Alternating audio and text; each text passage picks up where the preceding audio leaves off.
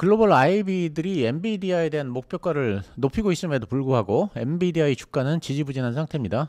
그래서 엔비디아는 이미 고점을 지난 거 아니냐는 의견이 있는데 이에 대한 저희 의견을 말씀드리겠습니다.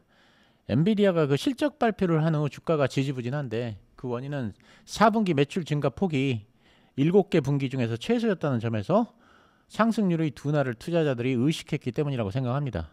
그런데 엔비디아의 상승률이 둔화되지 않을 방법은 없었습니다. 이미 상승률이 정점을 찍었기 때문입니다. 제가 그 제 책 성장주 패러다임에서 성장주의 상승 원리에 대해 설명을 했는데요. 성장주의 상승 원리를 이해하면 왜 엔비디아 주가가 지지부진한지를 알 수 있습니다. 지금 화면을 보면 성장주가 아닌 다른 섹터의 주식들은 주가가 실적에 비례해서 상승합니다. 그러니까 주가와 실적의 관계는 Y는 AX와 같은 일차함수입니다. 성장주가 아닌 주식들은 이익이 20%가 늘면 주가도 20%가 상승하고 이익이 30%가 늘어나면 주가도 30%가 상승합니다. 그렇기 때문에 성장주가 아닌 다른 섹터의 주식들은 10배씩 20배씩 상승하기가 구조적으로 어렵습니다.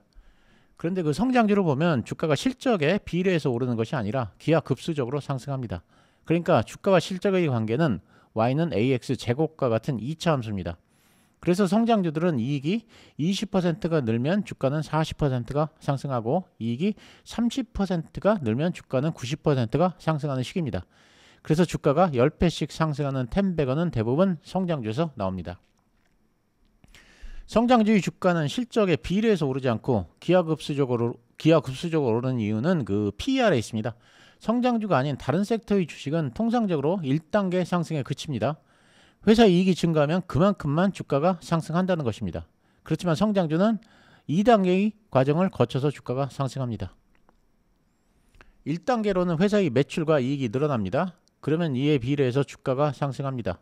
예를 들면 이익이 10배가 늘어나면 주가도 10배가 상승합니다. 2단계로는 매출과 이익이 크게 증가하면 투자자들은 회사의 성장성을 감안해서 높은 PER을 인정해 줍니다.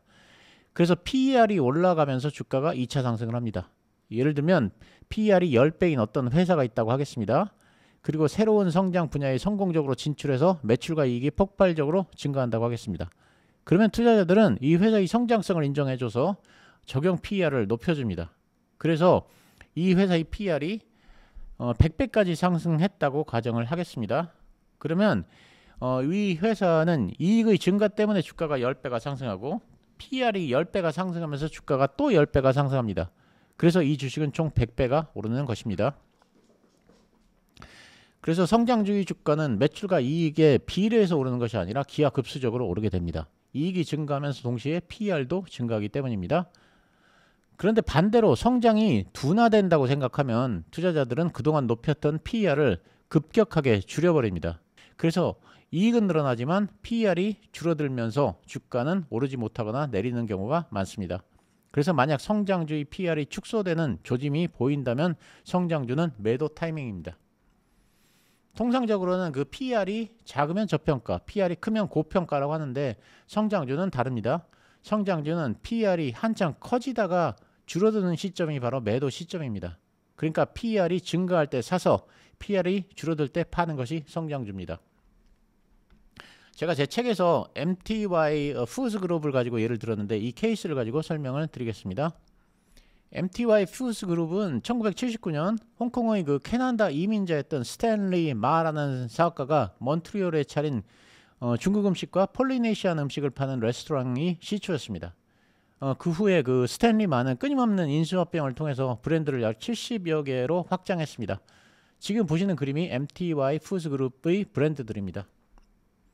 지금 표를 보시면 MTY 푸드 그룹의 2003년 매출액은 1200만 달러였습니다. 주당 순이익은 10센트에 불과했고 주가는 34센트였습니다. 그런데 이 회사가 폭발적 성장을 해서 10년 후인 2013년에는 매출이 1억 달러를 넘었고 주당 순이익이 1.34달러까지 상승했습니다.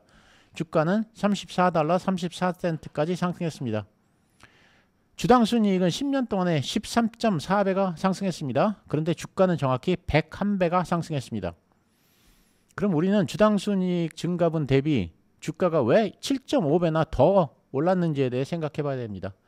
그러니까 이익은 13배가 상승했는데 왜 주가는 101배가 올랐을까요?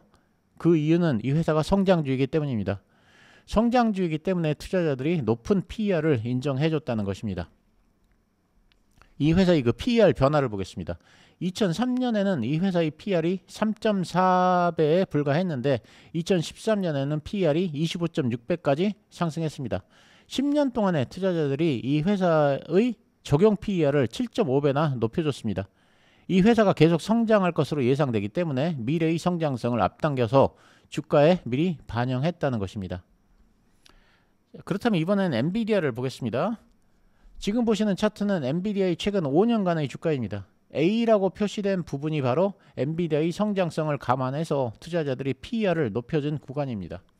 그러니까 이 구간에서는 회사의 실적이 증가한 것 플러스 투자자들이 성장성을 감안해서 높은 PER을 인정해 준 것, 이 두 개를 합해서 주가가 기하급수적으로 상승한 구간입니다. 그러니까 투자자들이 높은 PER을 부여하면서 적용 PER이 높아졌고, 그래서 주가는 실적이 성장한 것보다 훨씬 더 크게 상승한 것입니다. 이 기간에는 PER이 높아지는 구간이니까 주식을 매수해야 합니다. 그렇지만 작년 6월부터는 사정이 좀 달라집니다. 지금 보시는 차트는 엔비디아의 최근 1년간 주가입니다. 지금 보시다시피 작년 6월 이후로, 그러니까 B라고 표시한 구간에서는 주가가 제자리입니다. 예를 들면 작년 6월 6일의 주가는 135달러인데 현재 주가는 118달러입니다. 오히려 작년 6월에 비해서 주가가 소폭 하락했습니다. 작년 6월 이후로 주가는 제자리지만 지금 보시다시피 실적은 계속 증가하고 있습니다. 매출도 증가하고 이익도 증가하고 있지만 주가는 제자리입니다. 이 과정이 바로 그동안 성장성을 감안해서 한껏 높였던 PER을 축소하는 과정입니다. 실적이 좋아져도 PER이 축소되기 때문에 주가는 오르지 않는 것입니다. 이것도 이제 제가 제 책에서 썼던 에피소드인데요. 제가 증권 방송을 봤더니 어떤 전문가 분인데 주린이를 위해서 증권 강의를 하고 계셨습니다. 그분이 그 PER과 PBR에 대해서 열심히 설명을 하셨는데 마지막에 뭐라고 하셨냐면 P자가 들어간 거는 작으면 좋다, 이렇게 외우라고 하셨습니다. 그러니까 PER과 PBR은 작으면 좋은 것이다, 이렇게 외우라는 것인데 이렇게 알고 있으면 큰일 납니다. 제가 앞에서 뭐라고 했냐면 성장주는 PER이 증가할 때 사서 PER이 줄어들 때 판다고 했습니다. 지금 보시는 구간은 엔비디아의 그 PER이 올라가는 고 PER 구간입니다. 성장주는 여기서 사야 합니다. 그러니까 성장주는 고 PER 구간에서 주식을 사야 합니다. 지금 보시는 구간은 엔비디아의 PER이 내려가는 저 PER 구간입니다. 성장주는 여기서 팔아야 합니다. 그러니까 성장주는 저 PER 구간에서 주식을 팔아야 합니다. 그러니까 성장주는 고 PER에 사서 저 PER에 파는 것입니다. 다시 말하자면 PER이 올라갈 때 사서 PER이 내려갈 때 파는 것입니다. 그런 관점에서 본다면 작년 6월이 바로 엔비디아를 팔아야 하는 시점입니다. 그러니까 성장주의 관점에서 본다면 엔비디아는 이미 주가가 정점을 지났다고 볼 수 있다는 것입니다. 물론 이건 제 생각이고 많은 월가의 IB들이 예상하듯이 주가가 190달러, 200달러까지 올라갈 수도 있습니다. 그렇지만 여기서는 제 생각을 말씀드리는 것이고 당연한 얘기지만 제 생각이 틀릴 수도 있다는 점 미리 말씀드리고 그냥 참조만 하시기 바랍니다. 매수 매도 추천은 아닙니다. 감사합니다.